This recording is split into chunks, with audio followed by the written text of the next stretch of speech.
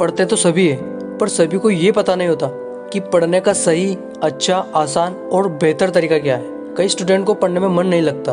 वह अक्सर कहते हैं कि वह सिर्फ परीक्षा के लिए ही पढ़ाई कर रहे हैं। उन्हें ये पता नहीं होता कि उन्हें भी पढ़ने में मन लग सकता है अगर वह सही तरीके से पढ़े तो आज मैं आपको कुछ ऐसी बातें बताने वाला हूँ जिससे आपको पढ़ने का सबसे अच्छा और सही तरीके के बारे में पता चल पाएगा। अगर आप इन तरीके को समझते हैं और इनको अपने डेली रूटीन में लाते हो तो आपको पढ़ने में काफ़ी आसानी होगी। तो चलिए शुरू करते हैं। पहला है, नॉलेज के लिए पढ़िए, ना कि एग्ज़ाम के लिए। पढ़ने का पहला नियम यह है कि आप नॉलेज के लिए पढ़िए, ना कि सिर्फ एग्ज़ाम में पास होने के लिए। नॉलेज हासिल करने का मतलब ये है कि कुछ नया सीखने के लिए पढ़ना।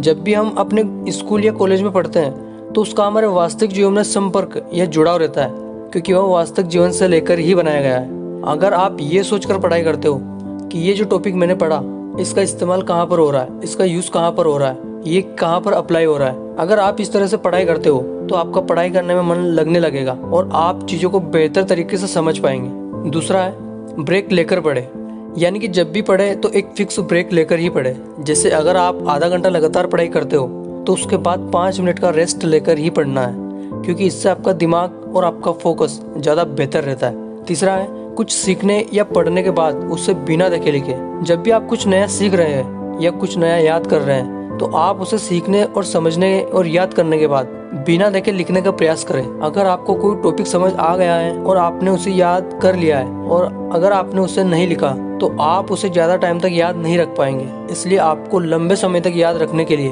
वो लिख कर देखना चाहिए और महीने में 3 या 4 बार उस टॉपिक का रिवीजन जरूर करें। चौथा है, नोट खुद से बनाकर पढ़े और रिवीजन करते रहे। रिवीजन को कंटिन्यू रखने के लिए आपको खुद से नोट बनाने होंगे।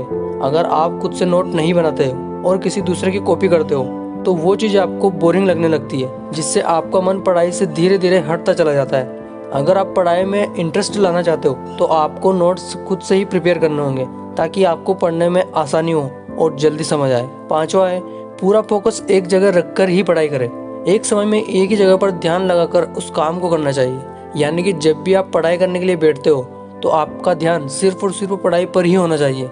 ऐसा नहीं है कि आप पढ़ाई करने के लिए बैठे तो लेकिन माइंड कहीं और जगह लग रहा है। आप सभी काम से फ्री होकर ही पढ़ाई करने के लिए बैठे ताकि आपका माइंड बार बार डाइवर्ट ना हो और आप अच्छे से पढ़ाई कर सकें। इसलिए फ्री माइंड होकर ही पढ़ने बैठे। छठा है, डेली पढ़ाई करने के लिए टाइम फिक्स करें। अगर आप अपने पूरे दिन का शेड्यूल बनाते हो और उसे फॉलो करते हो तो ये बहुत ही बढ़िया रहेगा।